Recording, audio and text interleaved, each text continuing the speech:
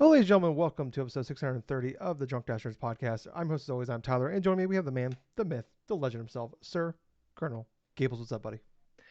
Oh man, I'm doing pretty good. This past week, obviously Labor Day was on Monday and stuff, but since I don't generally work Mondays and stuff, I had a chance to use my free day and stuff like that for any particular time, like in terms of this month, and I decided to do it for today, Saturday. Nice. So having an additional 3 day weekend, like that is pretty awesome. I mean, I did get some stuff done today, but I also managed to buy a new game today in Ooh, Astro Bot. nice. Mhm. Fuck yeah. But I'll go into that though when we're doing our what's been playing stuff like that. But yeah, it basically the week started as like kind of like kind of like how we would expect, like people out sick and stuff, like typical work stuff, all the craziness and stuff happening on Friday. But on top of that, though, I've just been playing a little bit of stuff here and there and stuff. I mean, obviously, I've been playing Vampire Survivor stuff, but I also have been playing plenty of Astrobot stuff this Nice. afternoon. So it was definitely a fun Saturday. But other than that, though, Tyler, how have you been feeling? Doing all right, clanging and banging as always. Still recovering from my surgery from last week, but I'm getting better now. Feeling better now. My took like a while, but I finally I feel like my voice has finally came back like 100% in the last like couple days, which is nice. Hmm. Um, you know, finally I'm drinking a beer here for the first time in a couple weeks, which is nice. I'm enjoying that, so feels good. It's also nice that we have football's back, so that's great. So I've been watching a Yeah. ton of NFL was on Thursday, then Friday, and then um, we had college today. Then there's been a bunch of wrestling, AW wrestling going on and shit for Friday and Saturday night. So it's been really, really good shows and just a lot of really cool stuff. It's been a first world problems of just too much good shit happening right now. And yeah, Yeah. I also picked up Astro Bot. I also got a casting of Frank Stone that came out on Tuesday. That's the Ah. a super massive people make Until Dawn and the Dark Pictures anthologies. I have not started that yet, but I just like that's probably gonna be like my night game because like I always like playing those games. It's a spooky game, so I'm probably gonna play that more at nighttime. I just need to do that, but just there's been football on every night, and then now Astrobot's out. So, and then I did finish up Star Wars Outlaws, which I'll talk about here at the end. That's kind of Okay. pick up like I kind of hurry up and beat that on. I think it was Thursday, so because I wanted to just get it done before Astrobot came out. Ah. Good But Gabe, call. I did make another big purchase this week. I did get the big Okay. PlayStation game that did come out. Oh, you got Concord. I got a physical copy here of Concord. You can't even play that game anymore, dude. Hey, it's part of history, Gables. I had to have it. Still sealed here in the copy in the package here. So I'm gonna keep that around. It's cool to have. I did see it's like people are selling like brand new copies on eBay for like $300. So Oh, of course. not Of not course. not gonna lie, a little tempted on that one. But I don't know. They could like it's kind of just cool to have, But I don't know. Uh, I was like, I'll just buy it just to be cool. It's kind of funny to have. It's only $40, whatever. And then I Yeah, started watch it see, come back in another 6 months to a year. yeah, it's gonna be worthless. It'd be like the physical copies of like Destiny 2, and it'd be like, remember like you go like GameStop, you try to trade in your copies of like Destiny 2, and they're like, no, Oh, we have so oh, many. dude. Yeah, there not only is so many though, but you try to go to the brick and mortar retailers that could not even sell the physical copies, and I've seen copies like literally liquidated to like 3 cents. Yeah, I remember Best Buy had like a deal for a long time. If you bought a game, you got a free copy of Destiny 2. Just so they could just get rid of it. All you had to do was pay like I think it was like all you had to do was like pay shipping or something like that. But Yeah, usually it was free. But I remember that I remember I got like multiple free copies of Destiny 2. Um, I think I just like threw them away because I already had like one, yeah. and like I can't sell it. Like it's not worth anything. So It's not worth anything. Yeah, that's true. yeah, so yeah, or like remember like the same thing with like it's crazy to think like the same thing happened with like Rock Band and stuff for like I saw like 15 years, 10 years or so. Like nobody wanted them anymore. Like no Hmm. pawn shop or GameStop or anybody would take them. And now they're like super expensive now. Like it's come back That's around. Now funny. they're like people are like wanting them, and it's like how many were thrown away because like people just like were so sick, like they didn't know where to put them, and now they're like trying to like get people to like Oh, the oh, sell dude. them. I mean, I understand it completely what you're saying. I mean, with the Guitar Hero, the Rock Band stuff. I mean, there were literally times when I work in like like thrift stores and stuff, but those things would commonly come in and like drop off, and we couldn't even sell those back then Mm-hmm. because it's like we put them on the shelf and stuff. These PS2 like freaking Guitar Hero controllers, or the 360 ones, or the Wii ones and stuff, and then people were like, "Hey, well, yeah, no, they just sit on the shelf for like months." Yeah, yeah. I remember like when I was working at like a game store, and this is like 2006 to like 2008. I was working here, Hmm. and like that was like kind of like I would say probably closer to the end than the beginning of like Rock Band, maybe I want to say, Yeah. or at least maybe that was like still like maybe like still peaking, but like it was going down I think at that point. And like we like it was a small store, like we were like in a strip mall, and we had so many of those things. We had to like start shipping them to corporate. They had to start putting them in warehouses, and people had to like Oh. special order them to like get them anymore because we had nowhere to put them. Um, Huh.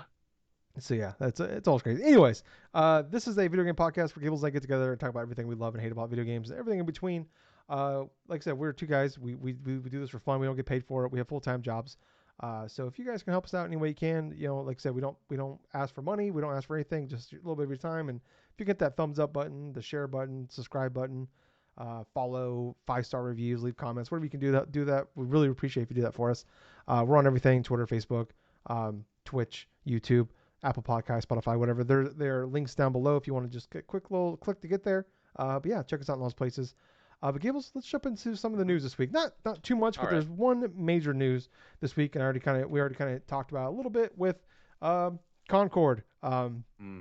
You know, we talked about. I feel like we talked about this. It's kind of like talk to death before this thing came out. We did a whole like long discussion on it when they first announced it. We did a whole discussion on it when the betas happened, and now it's come out. We don't really rehash that part of it, but kind of the major part here is that after I think it was like 11 days on the market, they announced PlayStation did on Tuesday that they were shutting the game down on Friday. Hmm. So the servers going offline. They were immediately taking the game off of like stores. So like I saw the news, like I saw like the blog go up like I don't know, maybe 10 minutes after they announced it. And I read Hmm. it. I thought they were just going to announce it's going to free to play. I'm like, oh wow, they're going to free to play already. And then I saw all that, and I told you the news. And so I quickly went on like multiple like websites, went on like Target and GameStop, stuff like that. It was already gone. It was like they were already taken off the store. And then Hmm. I went to Walmart, and Walmart still had it, and I ordered it. Fun fact, Gibbs, I didn't tell you this part.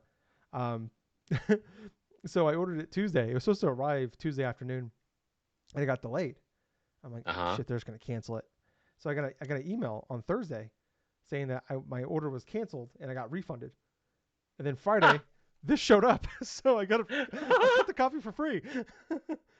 For now, maybe I should like just delete my account or take my credit card off there so they can't charge me. But anyways, yeah. I mean, they took this down like immediately. Like I think it was already like off the PlayStation Store to buy, and everything like that. And then like there's people like they were like trying to platinum the game and they were just like playing games and like immediately jumping off the side to like level up to get like a level 100 to get the platinum and stuff. But anyways, they announced they're taking it down.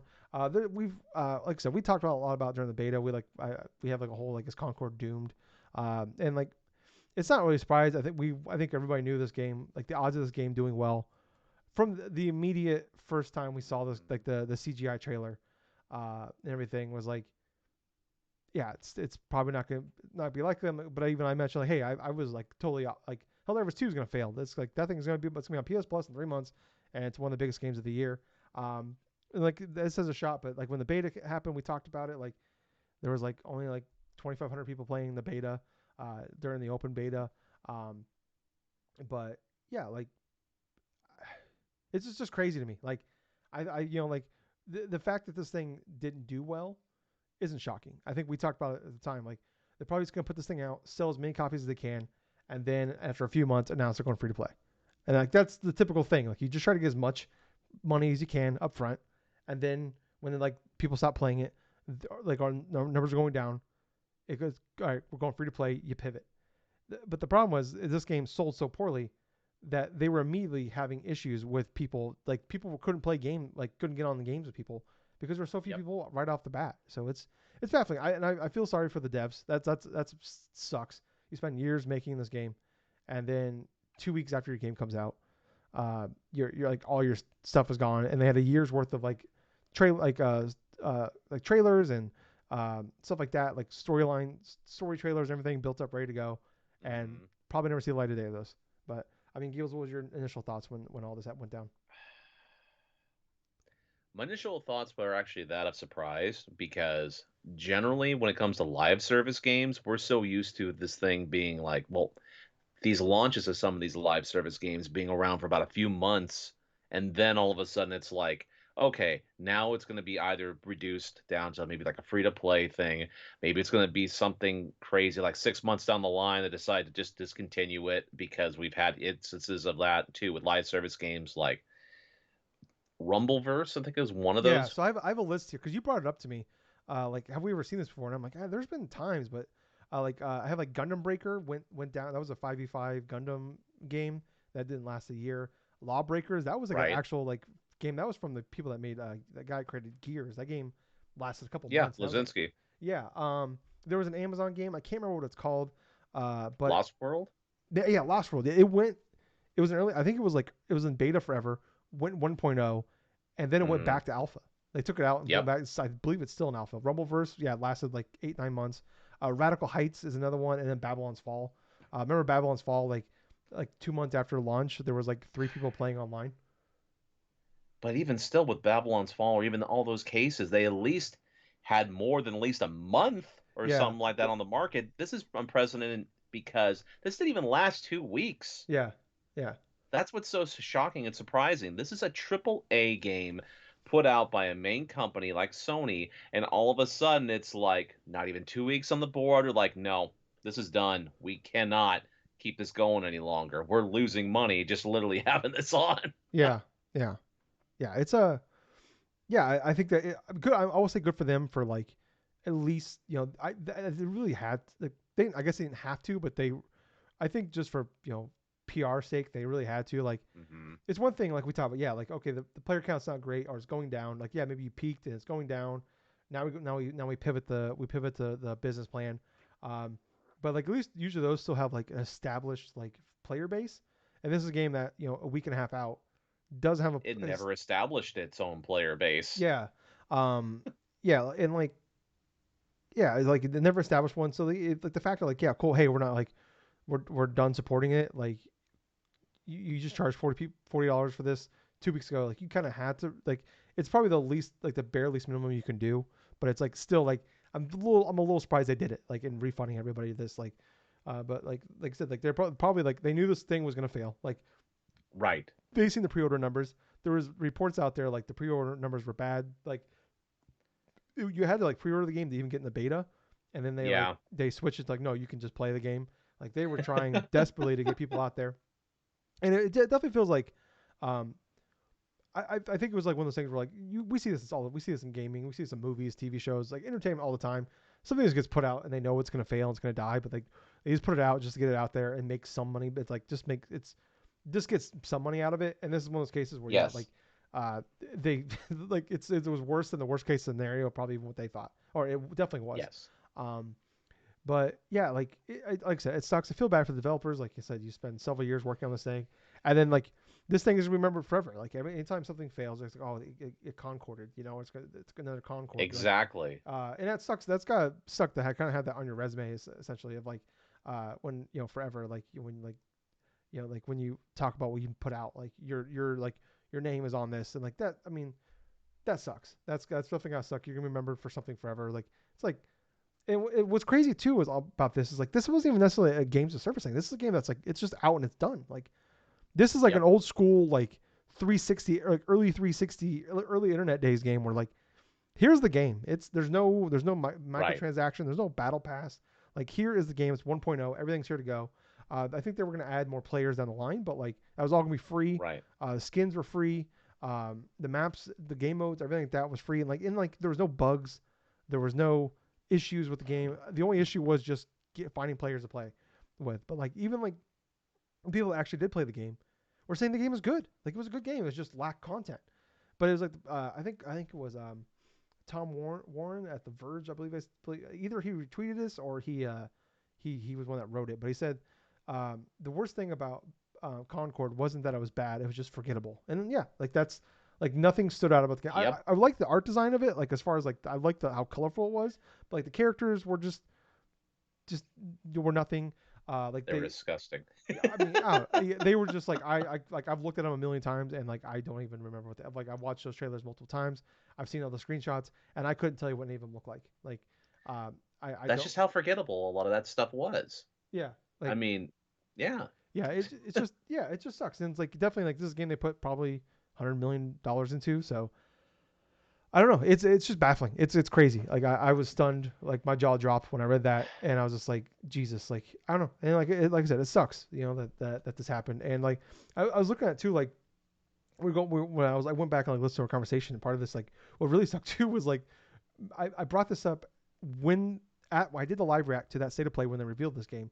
At that right. same state of play that revealed this game, they announced when the open beta was that same weekend. At that same state of play, they announced Marvel Rivals is doing a PlayStation 5 exclusive beta the same weekend as fucking Concord. They announced that on the same state of play that they revealed this game and its open beta.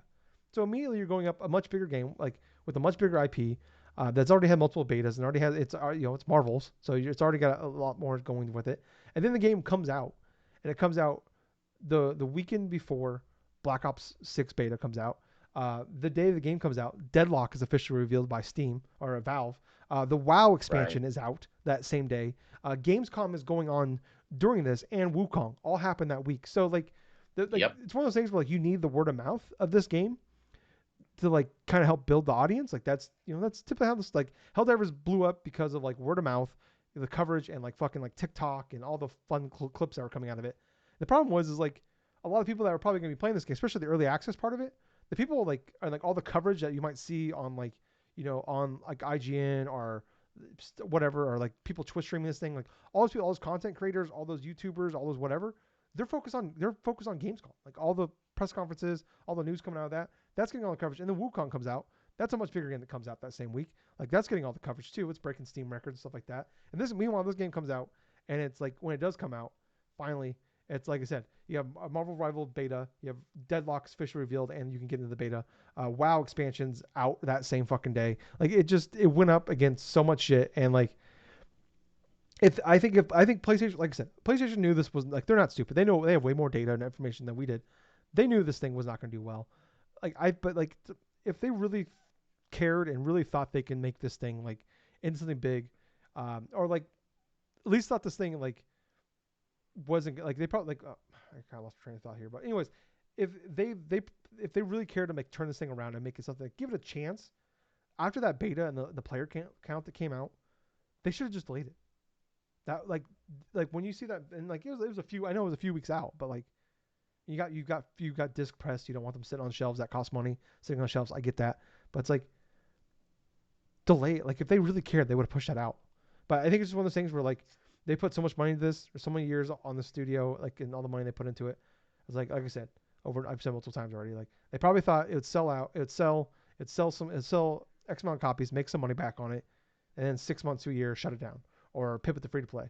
But like I said, this is worse than the worst case. This is like Immortals of Adium last year. That was that EA what's that EA thing that originals or EA Play or something like that. I don't no know. EA Originals. yeah Yeah. like those come out like that was an EA original like single player game that came out last year, and I played it. It's like a solid 7 out of 10 type game. It's on Hmm. EA Play and Game Pass now, but I actually recommend people check it out. But it was like it came out like the same week as like fucking it came out like literally like the same week Concord came out. It was that week last year, and they came out the same week as like that was like Baldur's Gate 3 was blown up, and fuck what's the From Software robot game Armored Core.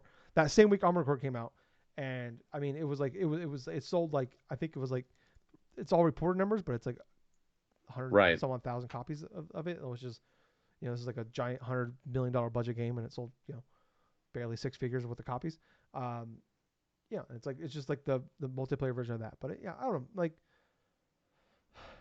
this is definitely like I think when the next, I mean, like I don't know. It's like it's not. I don't think it's like a hot take every time like a big game service game gets revealed that it's gonna fail. Like when you're right, it's like yeah, no shit. Like 9 out of 10 times like these things fail. Like, uh, and like when people keep saying maybe they'll come back and like they can turn around, and it's like I've said this for years now about like people keep mentioning like, oh, remember Rainbow Six Siege? Remember No Man's Sky? Remember Final Fantasy 14? I've said this time and time again for several years. Like before COVID even happened. Of like Mm-hmm. people like those games happened at a time like you look 5, 6, 7, 8 years ago, like the way gaming is nowadays, it is so different. There is so much more coming out, especially like so many more games. Period. So much more entertainment. Like I've always thought about over and over again. Games aren't just competing with the other video games now. They're competing with all of entertainment, whether it's fucking movies, TikTok, YouTube, streaming services, whatever. They're all everything's competing for our time right now. And now it's like the problem is in like the big problem like we see in gaming is probably like they keep making these big games that they want you to play every day forever. And Mm-hmm. you look at like Matt Piscatel, who I talk about all the time. He puts out those top 10 most played games on like PlayStation, Xbox, and Steam, and every week it shows the top 10 most played games on each platform, and it's like 7 or 8 of the same games that've been on there for years on it. You know, there's Grand Theft Auto, there's Minecraft on there, there's whatever the Call of Duty, the Madden, the NBA, the FIFA, like it's all the same games every year that come out, and like they're established games. Fortnite's on there, you know, stuff like that. So it's like nowadays, like we talk about like all these big games coming out, but it's like the games are, you know, like they want you to play these games forever, and you know, it's like you can only there's only so much of those type of games that come out there, and like I think Right. people are like when games come out now, like especially these live service games, where it's like it doesn't take a lot for like someone to like convince themselves not to buy it or not to play it. It's like I'm already playing this game, you know. It's like why would I want to, you know, play another game that's going to take up, you know, that a game they want me to play. They want me to do my dailies on, my weeklies on, the battle pass. I got to grind through to get all the shit. It's like, well, I want another one of those. When I already have my one. I already play Fortnite. I already play GTA. I already play this. Like, so I mean, I don't know. It's like it's yeah. I don't know. And like you try to go away. You try to come back. There's so many more games out there nowadays that it doesn't matter. Like Multiverses did it. I mean, it was, you know, at least like, you know, like I said, they gave you the money back for Concord. Multiverses went away for over a year, Right. and they didn't refund anybody. They charged people money, No. and then hey, this game was actually in beta the whole time. It wasn't actually out, uh, which was bullshit. But they did it, and at least came back and it's established something of an audience, and it's still going. Um, but yeah, I don't know. I mean, do you think? What do you think the odds are on like a percentage scale that we see this game back? 5%. It's 5%. I think 5%, and here's the reason why. I feel like the game in and of itself, from its reveal and everything else leading up to its initial release and how much people had interest into it when it actually was released, there's a very slim chance that we're probably going to see it down the line. I initially thought, hey, if this thing was out for like maybe a couple of months, we may see it down the line, maybe like another 6 months after Sony takes it off, or like another year or something like that. But the more I thought about it, the more than I thought, you know what, this game pretty much was kind of doomed from the start because of people's interpretations of the oversaturation of hero shooters. That's one. The initial cost of entry, you know, like $40 and stuff instead of like a free to play game. The game in of itself, the gameplay itself, while being all right and stuff, like other akin to other hero shooters, fairly forgettable. Character designs, forgettable. And on top of that, you know, overshadowed, like you just mentioned, it was overshadowed by Marvel's Rivals, a game that is free to play, has a lot interesting characters in it because of the license IP that's been associated with it. And on top of that, more people are excited to play Marvel's version of Overwatch than opposed to Sony in their initial $200 million investment inside of an 8 year span of a freaking game that even doesn't even bother to gather the interest of hardly anybody that played it besides maybe a slim minority Yeah, of the niche type of stuff. yeah, But yet we're at a point here to where if this game couldn't even last for 2 weeks out on the open market with people barely able to play certain matches besides maybe in beta when it went free and everything, how the hell is Sony going to go forth and try to rekindle interest in this game without having to completely start from like the bottom up with this again? It's probably more better for them to not even bring this thing back and start something incredibly different as a response, because when it comes to the name of Concord or even associations with any of the talent or any of the characters whatsoever, people are not going to give any second thoughts about it, in my personal opinion. I could technically see people say, oh, this is Concord back again, the game that didn't even last 2 weeks. I don't give a crap. I'm Mm. going to play this game, this game, this game, and this game. It's going to be exactly how it was initially when it launched, overshadowed by a bunch of different releases, a bunch of heavy releases at the time, and pretty much get buried again if it were to come out another 6 to 8 months. But then again, that's just me and my personal opinion if this thing were to go into things. But Tyler, like you said before, you bring up great points in terms of the timing of this release. Wukong came out on top of other big releases, other big expansions. The attention of everybody was everywhere else, and this definitely could have benefited from another year, probably another year for delay, but who Yeah. knows? Yeah. Who Or knows at like, this point? yeah, or like the a beta that close to launch is it's a glorified demo at this point. You know, it's like, hey, Yeah. like a taste of like we want people to like this and play it. And you look at like a Marvel Rivals, they've been doing betas for this thing since like April, and like that's like what you should have done. Like the betas that we got in July and August, like those are betas we should have like those should have been actual like betas. Like, hey, try this out, take the feedback, and Hmm. like we'll come in like these type of games. Like I don't know like if like we see more and more like yeah like a game like certain games get like a few months Hmm. worth of advertising and stuff that's fine, but like this is an online game and like say a crowded market and you're asking people to pay $40 for a game that like the hardest part about even the hardest part even like the game was great, like say it was like it was coming out and it was getting 8s and 9s and like hey this is a great game, like maybe like Right. it would have You would done have gotten some more people within yeah it, but this is definitely the type of game this would have been perfect with being a part of their whole PlayStation Plus yeah thing, I like with agree yeah. Foam Stars, even though that game isn't doing too well It's currently going to free to either. play. They just announced this week too. It's going free to play. So Well, there we go. yeah, They at least had the time to where it's been out longer than Concord, and then they're actually to the point where they want to do free to play stuff yeah. now. Well, and they did put the first like 2 months. The game was on PS Plus for 2 months, I guess too. And Yeah, then they charged like, yeah. hey, now you can pay for it. But they're like, anyway, they're charging like insane prices for their fucking skins and stuff. But no, Well, the like point being to me is like Concord should have been free from the get go. yeah, I It mean absolutely should have been. definitely. But it's like I can see like, I mean like we hear like a lot of people are frustrated about microtransactions and all these free to play games. And it's like they're like, hey, we're gonna do something different. You're gonna pay. Yeah, we're asking $40, but everything's free after that. There's no like, and that's like, hey, like people are like, hey, if you're like frustrated by all these getting nickel and dimed on these games all the time, like Right, here's a game for you. And like I said, even if this game was getting 8s and 9s, the problem is like trying to convince people to like you buy the game. Trying to convince your buddies that you play that maybe like you play with regularly right, to then each spend money on it because like nothing worse than like you buy a game, especially like it's full price or whatever, and then you play the game once or twice and you never play it again. Like that shit sucks. Like we've all been there. exactly. We've all bought those And games with your buddies and then you play it for like 1 or 2 nights and then you never right, play it again. It's like it sucks. So it's like wait, we already there's yeah. like 12 other games here that we could play in a rotation that we could play that's free right now.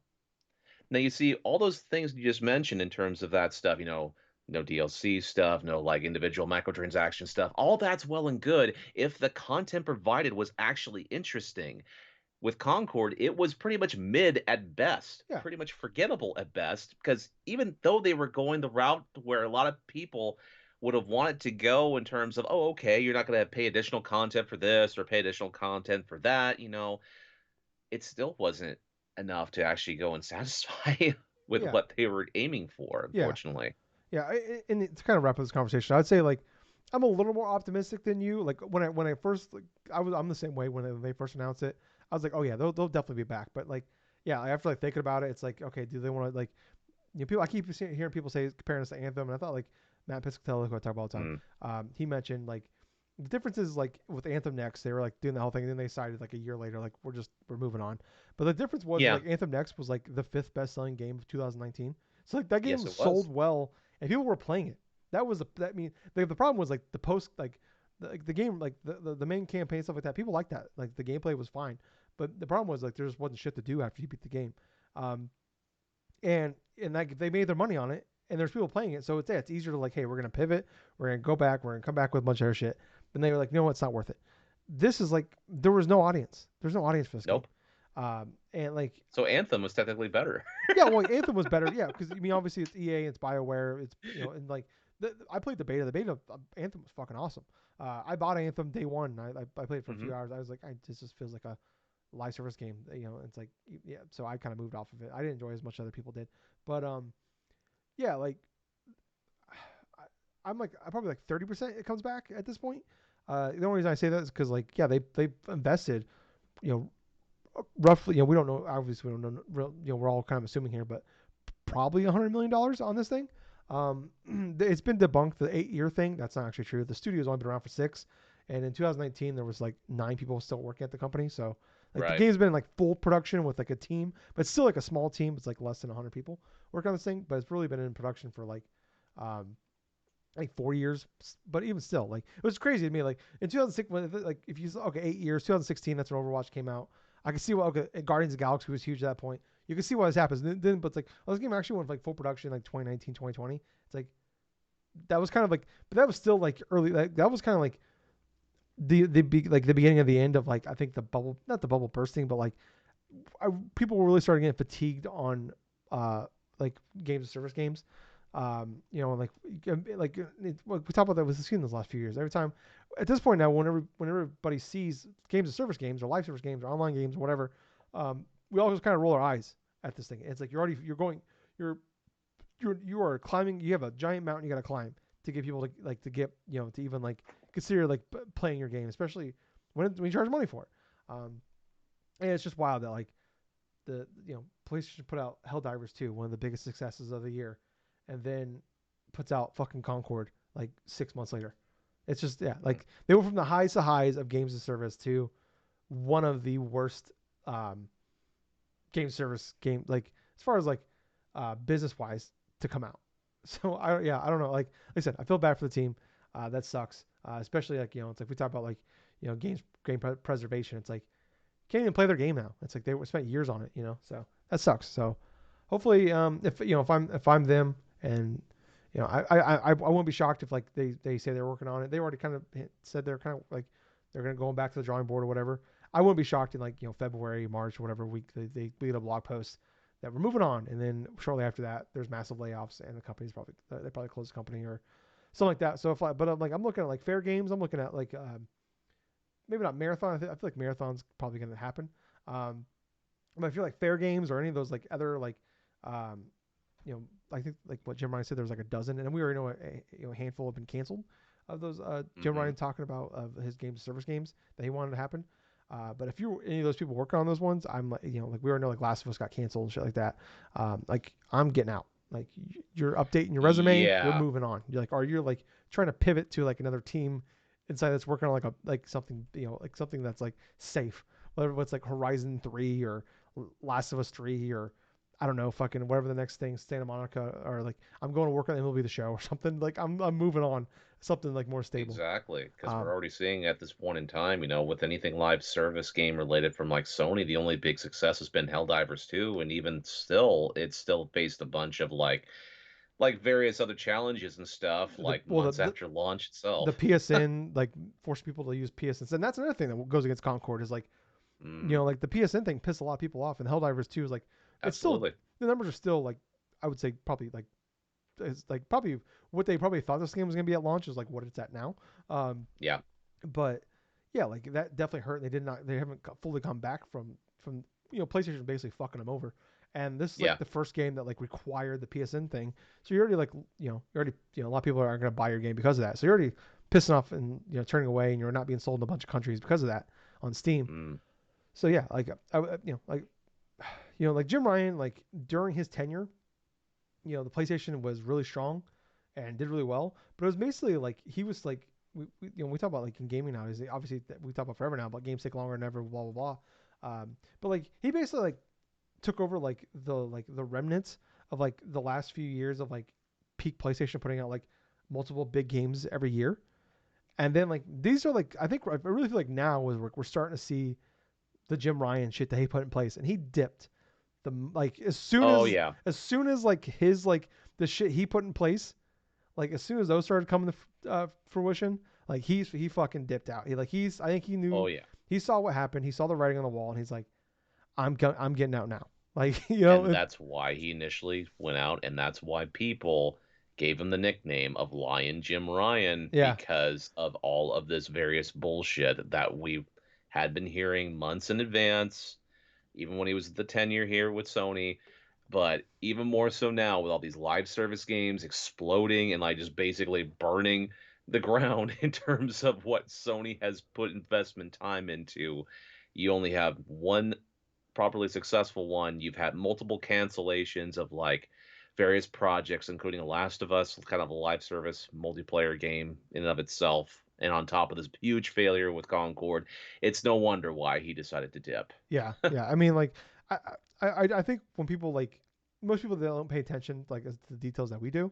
Like Herman Holst, that's running PlayStation now. Like, he's probably gonna like. I feel like this is gonna be a rough few years for him. And like we know PlayStation's Hmm. still making like the big games that people love that people buy others. Like we know they're still happening. Um, but I feel like his tenure, depending on how long it goes for, might not be looked at as the greatest because he's No. basically being handed, kind of a shit hand here. Like like when Jim Ryan took over from Andrew House, like this thing was like set up on a silver platter, and Yep. like, hey, I don't necessarily blame the idea of like, yeah, you make a lot, you get one big hit, a couple big hits, like you're set up for success. But like, I think when we look at PlayStation, we look at like during the PlayStation 4 era, that like that especially that first half, where I remember those first couple of years of PS4, I'm like, there's no big holiday games. What are they doing? Like Yep. but it was like no, like there's no big like Killzone. Why is there no big online games? And it's like like Andrew House and all of them were like Sean fuck I forgot his name. Layden. Layden, thank you. Like when they were there, like you know what, we're gonna get out of the way of the big holiday games. We're gonna put our shit out in spring and summer and stuff like that, where like we don't have to face crazy big competition. You know, we're not gonna make big first person shooter games, online games because we get 30% cut of every fucking skin, microtransaction, every game purchased on our platform. So everything like anytime someone buys Call of Duty on PlayStation, Fortnite, whatever, they get a cut of that. It's like why would we want to compete with our like with that? Like why would we want to still like I get like hey you get 100% whatever happens with Concord or whatever, but it's like we have a guaranteed like we're just making money hand over fist on our platforms because of like Fortnite, and GTA, and Call of Duty coming out on our platforms. Like why would we want Right. to compete with that? And then like we've seen with Jim Ryan here, and the games are still selling extremely well. Like Spider-Man 2 was like the best-selling PlayStation game of all time until Helldivers 2 earlier this year. God of War, Ragnarok, same thing. But they're putting it on the holidays, like competing with these other big games. It's like he totally like it just kind of felt like more old school, like of them thinking of that. It's like, well, we gotta have our big first-person shooter game. We gotta have our big holiday game. It's just like, no, you don't. Like you have these things that you're just making money hand over fist on. This is a like gamers are very fickle. People in general are very fickle, and like why would and it's like I don't know. It's like the thing we've been talking about forever with live service games. Like all these big ones that are coming out, we like the problem was a lot of these games that are coming out that are failing right away. They're being made when game service was blowing up, and now and like Jason Schreier retweeted a tweet from 2019 on his article he wrote for the original article he wrote about what went wrong with Anthem. And this is like spring summertime of 2019. And he in his tweet he put down, he's like, after I put this article out, I've had multiple developers and come and text me, say that yeah, you can basically what he said that went wrong with Anthem. He's like, yeah, you can basically say that about our game right now. And like 5 years later, we're starting to see this is like chicken come home the roost now is kind of where we're at here. So, anyways, went long on that one, but just I don't know, it's just a stunner, just a holy shit moment in I think gaming. Doesn't seem like it happens too often anymore, but that was definitely like I don't know. I feel like this is like definitely going to change. I feel like anything's possible now with games and service, more than ever before. Um, let's move on here to the July Circana report here. This is the top 20 best games of. Oh shit! 1 second here. Fuck. I gotta. I forgot Matt Pizzatello. He deleted his Twitter account, so now I have the link set up to that, and he got rid of his. So I can't go there, so I have to go search. Piscatella deleted his own Twitter account. Yeah, he's on Blue Sky now. So, Oh, uh, brother. give me Okay. give me a second here. I gotta pull up the top 20. So no, that's while you're going through and like pulling that stuff up and stuff like that, I just wanted to say, just a little bit off topic here for at the moment and stuff, that I've actually been going to a game store. Yeah. There's actually one that opened up in my town and stuff. Just been checking out the things. I'm trying to bolster a little bit of like maybe like a personal like retro game stuff, possibly. Mm. But yeah, in the middle of my lunch time, sometimes at work, I just walk over to there and stuff, and I'm just seeing, oh, okay, there's PlayStation stuff, there's like PS1, PS2, all this other stuff. Opened this past August and stuff, like Nice. CarQuest Gaming. It's just, yeah, just a little blurb. Huh. Well, very cool. All right, I got it here. So we have the top 20 best-selling games. This is all based off revenue, not individual sales. Um, so pretty crazy here. A very fascinating one here. So I'm gonna run through some of these here, and then we'll kind of actually, Gables, what do you think was the number one best-selling game of July? Of July. Yeah. Okay.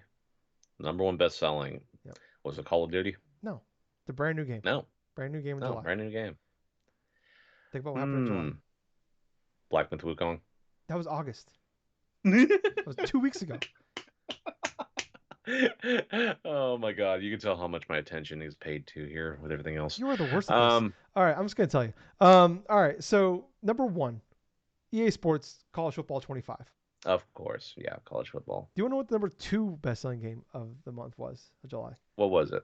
EA Sports the MVP bundle. So the MVP bundle, people don't know, is like basically you get like the $200 editions of the game of Madden and college football for $130. So that's what I bought.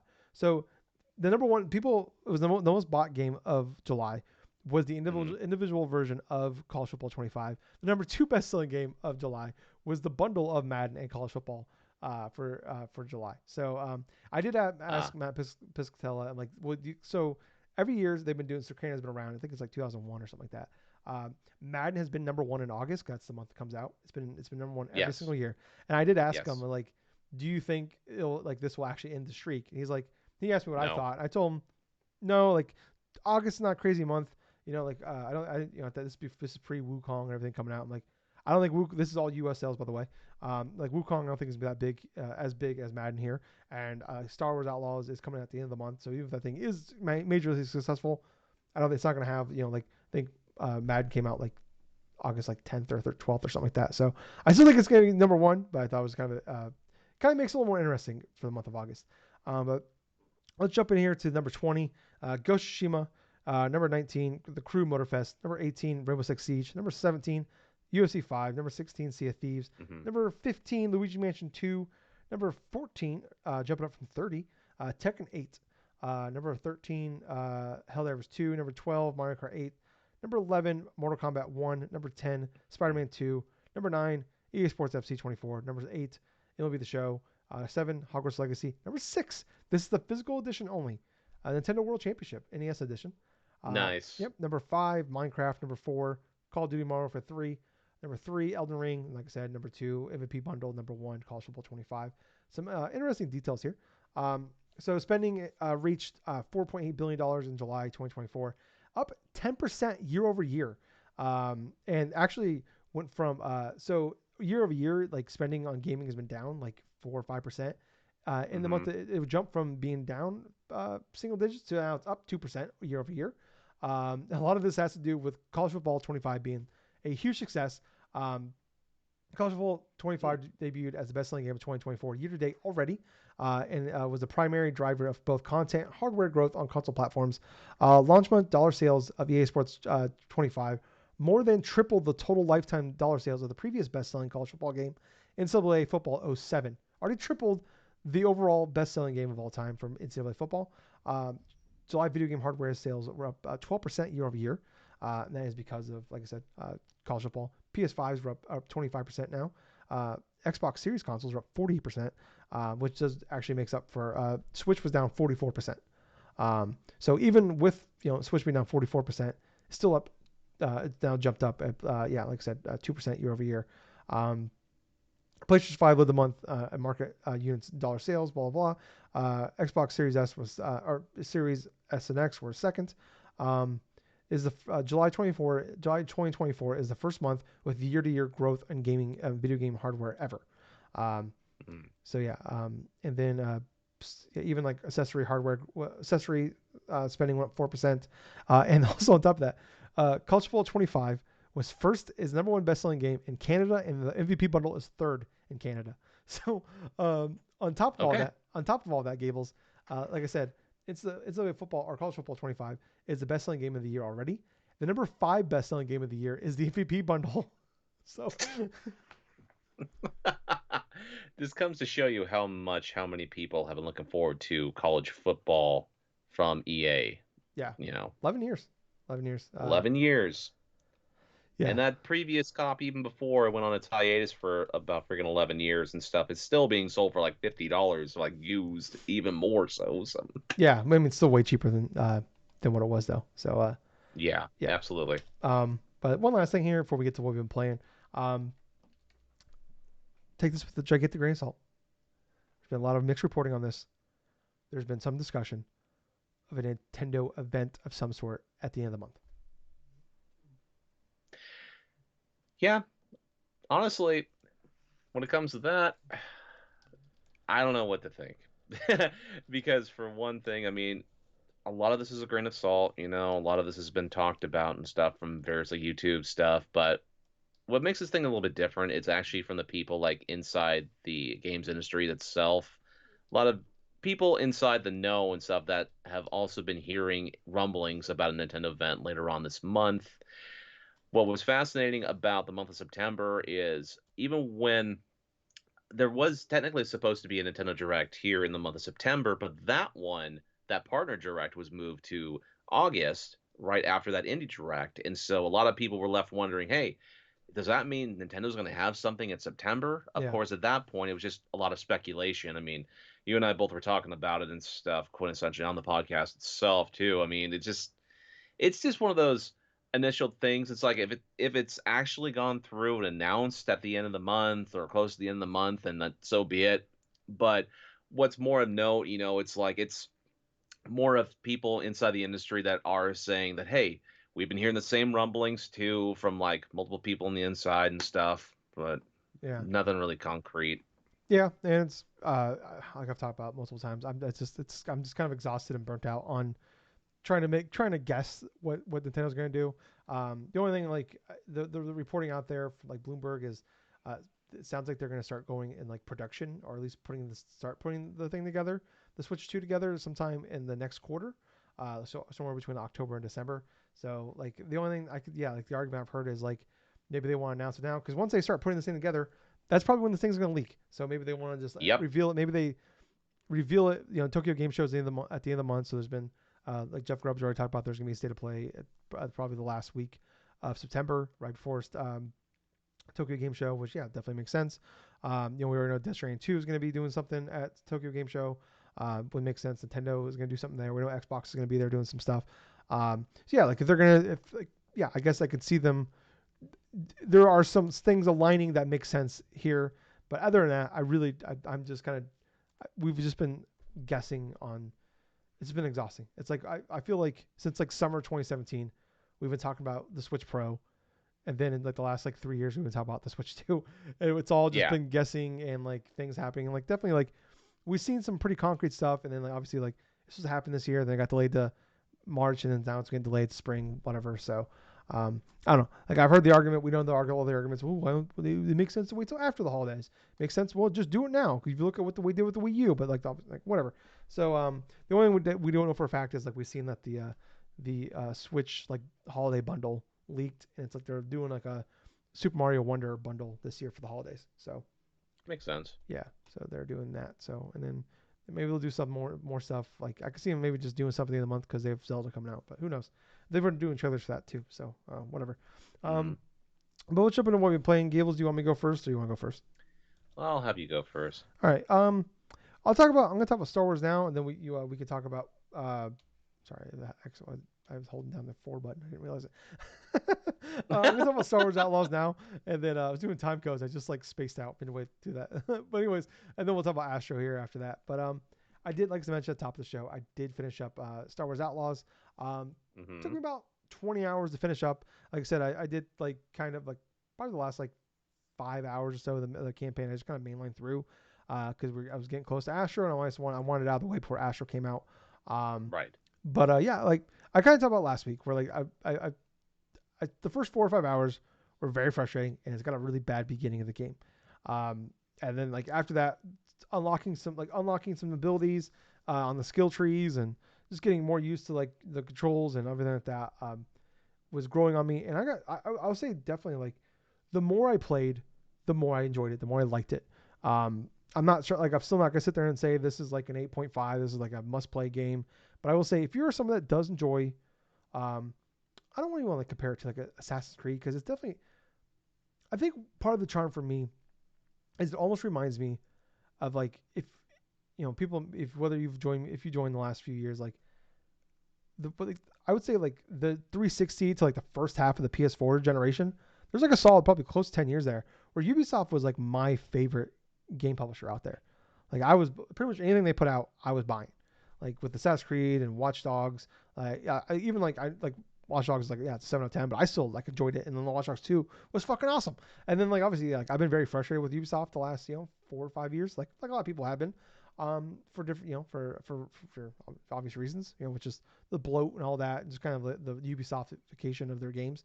But I think part of what I like about this is it almost reminds me of like early, like kind of like those earlier games of like, it kind of reminds me of like Assassin's Creed 1 and Watch Dogs 1, of like it's a much smaller scale version of those. Like it kind of like it's the same kind of, the scope matches those, of like it's not this giant, you pull up the map and you zoom out forever and there's a million things on it. It's like, it just reminds me of like, there's 4 planets, there are smaller areas, one of them is like a little smaller town. There's still like, I spent like 5 hours in this town, like just doing side quests and shit like that. But then there's like there's three other worlds that are just like bigger areas, but like they're not gigantic, they're just open area, like they're like, you can go from one end to the other in a couple minutes. It's like, it's not like crazy. And like the part of like what's really great is like, you're not gonna, like, as soon as you open up, it's like frustration I even have like on top of like Final Fantasy 16 and Rebirth. Like you get to an area and then like they just show you where all the shit is. Like immediately, like here's all the side quests. There's like the little green thing on your map here, and then here's all the little town, like all the little people you can talk to for stuff. This like has like a sense of discoverability of it, of like, it's kind of like almost like they like took some things like, Breath of the Wild took a lot of things that like Ubisoft has done and just kind of built upon it, Mm-hmm. and they kind of took some things like, hey, these are things that we do really well. These are things Breath of the Wild and stuff does really well. We're gonna do that too. Of like, we're not gonna just like, there's like a good amount of stuff you can do on these, in these worlds, in these open areas, but we're not gonna just show it to you. You're not gonna just climb a watchtower and just, here's everything. Like you gotta like go and like travel, like you go to the cantina and you have to like go like sit at the bar or lean at the bar, and you lose people, have a conversation, and then like that's when, like that's how you trigger the side quest. And that doesn't even necessarily say, you don't even just pull up your map now and it says here it is. Like maybe it'll show you like a little like a little like thing, like a circle on your map, and it's somewhere in here, you can like, you can do it, or you can find like little data pads throughout the world, and it'll like, you actually have to read them. And like like most games, you just kind of like, all right, click on it, like you don't even read it, you just go away, and then it just adds that mission to your map. Like you actually have to read this and like figure out where it is, or figure out, okay, somebody around here in this general area has like something or whatever. I like that a lot, of like, it doesn't like it doesn't have this overwhelming effect of like that I get when I play these games. And like I've talked, like with multiple games, this isn't just a Ubisoft thing, but like people just take what Ubisoft, essentially, like they created the whole like the over bloated map of gaming, and a lot of people just kind of do that now. And it's like, yeah, like I just get overwhelmed and kind of like frustrated, and like, that's like, you kind of like, part of you is like, you kind of feel like you have to do it, and it's like maybe a little bit of the ADD in my brain of like, I gotta do this thing now.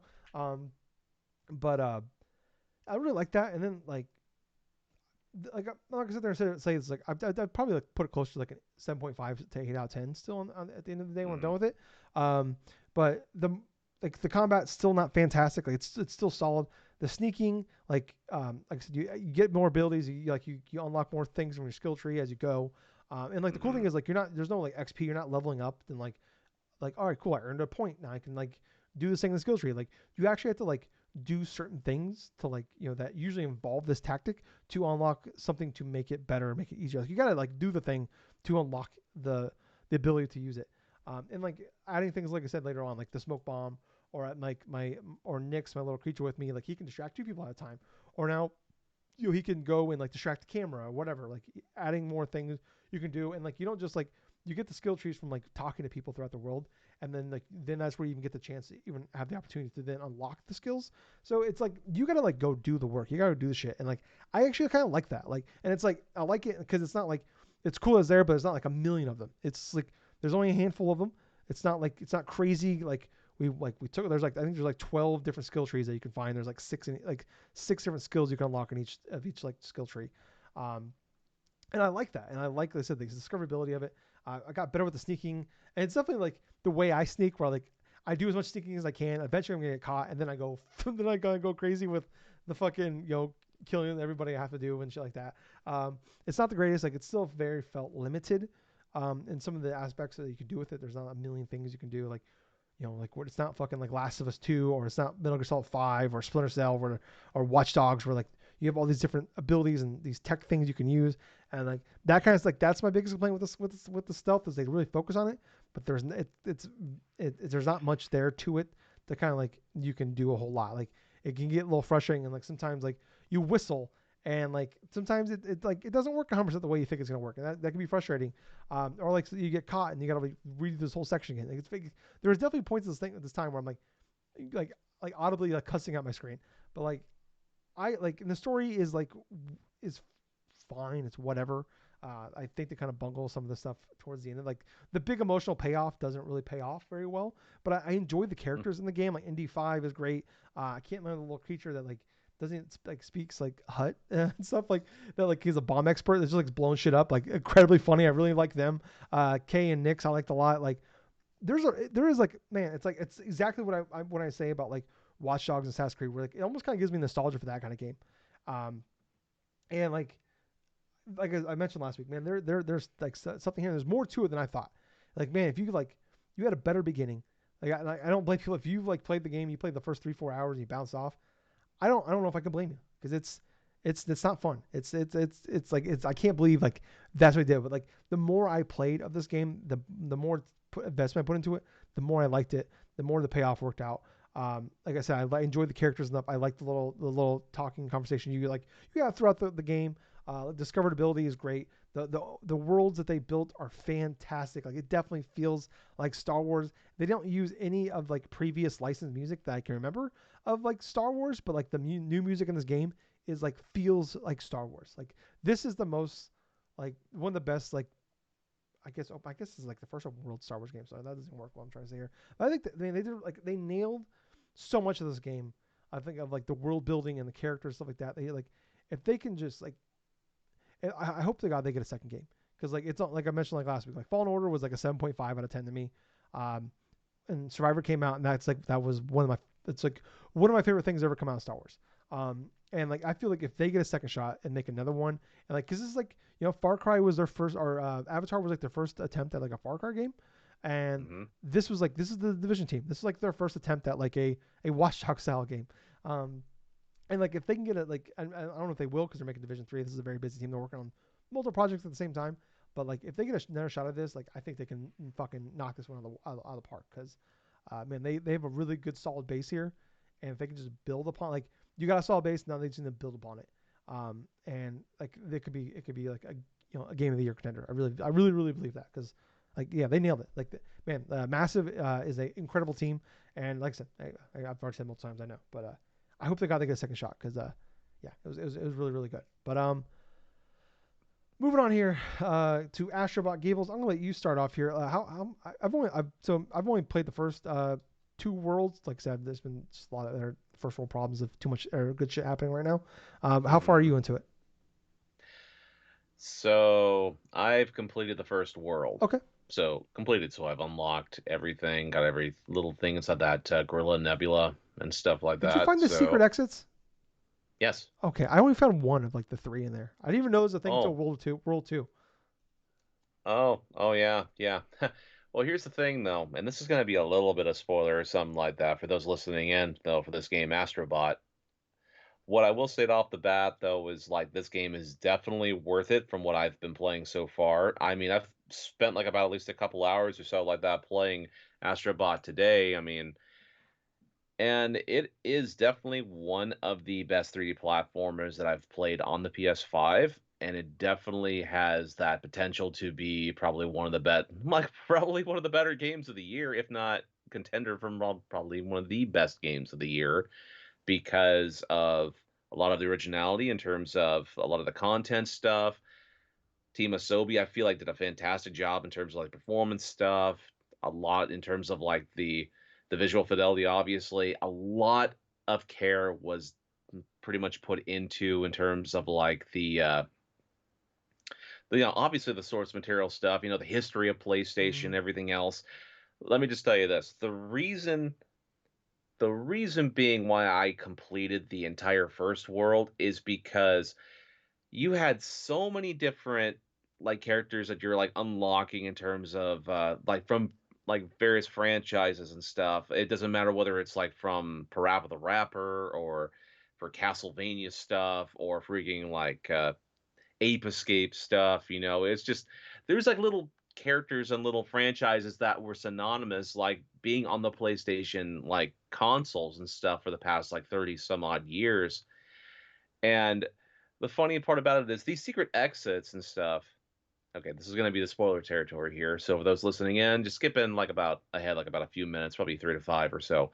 The reason why I found like these exits and stuff is there's a little feature.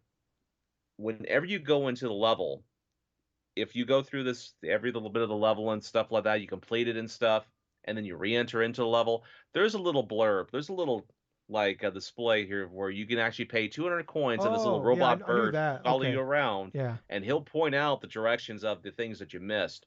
So any extra little Astro Bot like buddies and stuff that you missed, yeah, you can. He'll pretty much point you in the right direction, or a puzzle piece, or in this case, the secret exits. And let me tell you something. Those secret exits that I got for the first world and stuff, God, those things actually kind of changed some of the perspective of what I was thinking in terms of some of the little worlds and stuff. Because what kind of remind me of the similar thing in aspect, dude? It kind of reminds me of the whole aspect for Super Mario Galaxy 2. Because you have your individual like planets, little individual worlds and stuff, and like this nebula. You get to go through and complete them, but there's also side subsidiary like courses, for like getting into other additional characters or like one-off things, or like you have to beat a certain amount of characters and all of a sudden something's going to pop up for a reward. Now I'm not sure if you've actually like you've already told me that you haven't gone through any of the secret exits, right? I found one in World 2 and I found one in World 1. Okay, one in World 1. So one of the ones that I initially found was a nebula to where you go for the secret exit. It's more akin to Ape Escape. It's themed entirely of Ape Escape, right? And so the whole premise of this whole thing is like, and have you actually went through this world yet? Which one? The Ape Escape theme one. Yeah, I did that. Yeah, because that's like the last level of World 1, I believe. Okay, so the initial thing about this one in particular is there is a there's an exit inside that you find, obviously, Yeah. and once you get into that level, its entire theme is Ape Escape.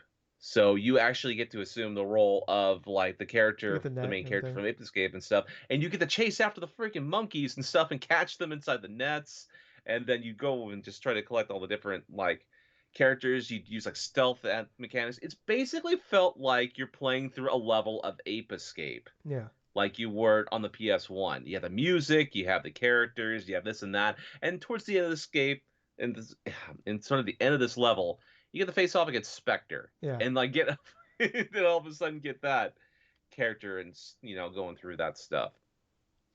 So, in terms of fan service, so far it's been incredible because you're seeing multiple different franchises represented. You're seeing multiple different ideas being used just from the first level.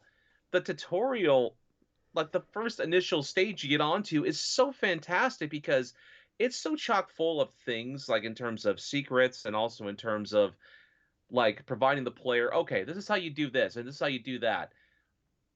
obviously re-entering into the stages and stuff, it's awfully user-friendly too, because if you don't want to spend a couple of hours or like spend like 30 minutes or something like that trying to look for every single little Astro Bot stuff, which there was a point where I went through one of the stages, didn't even realize that was available, that little robot bird and stuff like that. And I went through the whole time thinking, like, why can't I find this thing that I'm trying to look for here? So what that does is like it really much tells the player, hey, don't worry about getting everything on your first go. Just experience the game the way you want the first time in terms of each level. And then after, if you want to get through and get every single one of those little guys or every little puzzle piece or every little like side things or exits, you can enter in, you pay 200 coins, and then all of a sudden you go to it, get everything else, and hey, now it's easy to complete, and now you can actually focus on the next thing. Yeah. But oh my gosh, for some of the reward stuff, if you complete a nebula, I mean, you obviously get all of these different characters inside that little crash site and stuff, right? And then you get to pay all these little individual like oh, actually no. There are different types of like checkpoint stuff, right? So say you need 10 characters or something Yeah. to It's very successfully Pikmin-esque. like do that, and then like you can also collect other survivors and stuff and other puzzle pieces and stuff. Man, I gotta admit though, it's like this game had me hooked. It had me hooked in this initial thing from the get-go, from the first level. But just how much fun I was having just re-experiencing a lot of these different like homages to either franchises I played growing up, or even in terms of like these references. Oh, okay, this is from Ape Escape. Oh, okay, here are the characters from Metal Gear Solid. Yeah. Hey, here's the characters here from Castlevania, and like from Parappa the Rapper, Unjammer Lammy, and like all these other things. It just really felt like so far like a great introduction of a game that was trying to get all like just a mass appeal, just a lot of various history stuff. You're going to obviously players that are going to be entering into this for the first time. They're going to have a lot of fun with it too.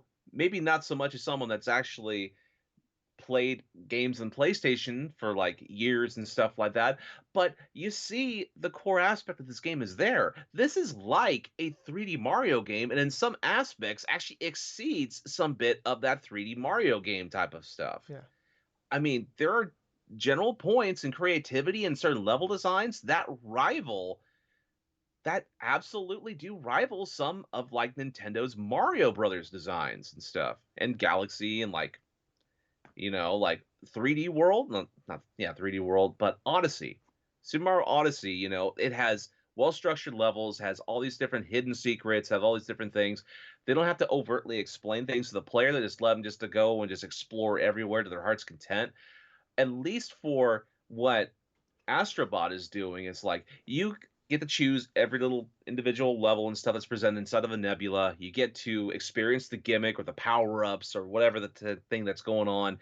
And then after you're done doing that one level, I mean, there's no pressure for you to actually go back and like complete levels again or something like that, unless you truly want to get everything 100%. Yeah. And God, I just can't believe how good this game is. I mean, I know Team Asobi with the previous works, especially with the launch game and stuff for PS5 in the systems. That was a fantastic game. I got the platinum trophy for this, and now I'm playing this game, and it's even better. Yeah. Yeah. Yeah. It's been fantastic. Yeah. I've been like going through before I finish the level. I'm getting all the puzzle pieces and the all the Astro Bots. I'm finding them throughout the levels and stuff like that. So I did see you can do the 200 thing, 200 stars. It's like I'll show you where it is. Like I'm saving those for the gotcha machine because I want to get all the fucking Yep. gotchas. Um, but yeah, yeah. The only thing is like I need to go back and like there's like 3 or 4 levels I need to go back and do to get the secret levels or the secret exit. But yeah, it's a fucking blast. It's just pure joy. It is like one of those things. It's one of those games that just brings you back to like you feel like a kid again playing this. Mm. It's just like the most pure joy of gaming. It's like this is like what video games was to us as like kids. It's like I don't want to say simplistic or basic, but it's like there's no crazy storyline here. There's like no like it's just like here like it's just a really great 3D platformer, and like they just Yes. and it's like some of the best parts of like I talk about this all the time with like Mario games where it's like especially like Mario 3D games where it's like they take these like really cool like things like these mechanics and you might only do them 2-3 times where most games Yep. would like most like platformers like that we would see in the day like coming out they would make a whole game based off that one mechanic and we see Yes. Mario they do it like we're gonna do like 3 or 4 times we're gonna move on and we're seeing that like almost kind of the same way in Astro Bot like these are like really great mechanics but you're not gonna see them very often. And like to me, it's like even like with Mario like 3D World, like which is probably my favorite like 3D platformer of all time. Um, like some of my favorite parts of those games, it's like are like 3D Land too. It's like some of the best ones are those shorter levels where it's like maybe it wasn't like you could tell like they had like a really great level here, but it wasn't fully fleshed out. So like we're gonna make it like a little hidden level or a little side level we can do. Yep. Those are the some of, to me like some of the coolest best parts of like the Mario 3D games. And to me like Astro Bot has those and like there's some of those challenging and fun fucking like modes. Like there was like one today that I played. I spent it's like you could probably beat the level in like 70 seconds, and I spent like 25 minutes on this bitch. Just could not get the timing down, and the could or like like you just do something over like you've like cause you gotta do the whole level without dying. Like you get to, like you just like I just flew through like the first half of this like over and over again, but then you get to that point where you just can't get past that section now for like 5 minutes. You just like keep dying, keep like I did this 1,000 times. Mm-hmm. Why am I dying on it now? And it's like I was getting there, but finally I fought through and got through and beat it. But like some of those like shorter levels and stuff like that, you can find like you fly around on like the map, you can find like hidden worlds and stuff like hidden levels on the map itself. Doing some of those like side those hidden levels are like to me like some of the coolest parts of this fucking game. Yeah, I'm completely blown away. Like yeah, like just like I've gasped multiple times of just pure joy of like just the random like like Astrobot that shows up. Like yeah, like you get like I found like a Spyro one or like you see like or like you go to like your planet where all the Astrobots are on after you find them and you go and you can fuck with all of them and like I found one of the Street Fighter characters. I found one of them, and I hit him, and he did like a Hadouken at me and hit me. And like I found like I started like I hit like Parappa the Rapper, and at least they started dancing and shit. Or like you can go wander around, and you can like I felt like Metal Gear is Oh. like under a box, like Snake is under a box, and I hit the box Yes. out, and he's looking at a porno magazine, and he's like ah, he freaks out, and like he hides the magazine, audibly like multiple times, audibly laughing out loud. Like this game is just like it is just like hilarious. It's like it's one of those like we watch those like kids movies that are also like but like adults can enjoy too. It's like it's like you like it's like an adult joke, but it's in a kids movie, and it's like like adults get that joke, but kids you'll get that joke someday. It's like it's definitely has that effect to it. Like and like they're really funny. They pay off really really well, and yeah, like it's just the way the game feels, the music. I've just been going around singing "I Am Astrobot" for like 2 fucking days now. I forgot earlier today I had the windows open and I'm cooking and I'm just fucking belting out I Am Astrobot over and over again and like my robot voice and I'm like oh my god like I had all my windows open everything and I'm like man someone had to have heard me. There's 0% chance that someone didn't hear me.